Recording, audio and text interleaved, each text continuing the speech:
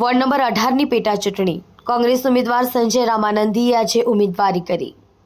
Surat collector કચેરી ખાતે પોતાની ઉમેદવારી નોંધાવી પોતાના સમર્થકો સાથે ઉમેદવારી કરવા આવ્યા। વોર્ડ નંબર 18માં ઘણી સમસ્યા જીતશે તો તમામ સમસ્યા નિવારવા કામ કરશે તેવું સંજય રામાનંદીએ જણાવ્યું। ભારત માતા કી જયના નારા ગુંજા। પરિચય હું સંજયભાઈ રામાનંદી સણિયા હેમાદ ગામ અને હું સરપંચ ડેપ્યુટી સરપંચ તરીકે પણ સેવા બજાવી છે મારા ગામમાં।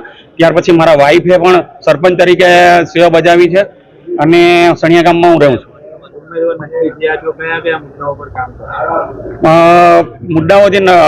મુદ્દાઓ છે બહુ ઘણા મુદ્દાઓ છે। સરકારને જો લઈને જાઓ ઢગલા છે। સરકાર એક પણ મુદ્દાનું સોલ્યુશન નથી લાવતી। પહેલો મુદ્દો મારો ખાડીનો છે, ખેડૂતનો છે, મોંઘવારીનો છે, ભ્રષ્ટાચાર લઈને ગરીબોનો છે, ઘણો મુદ્દાઓ છે।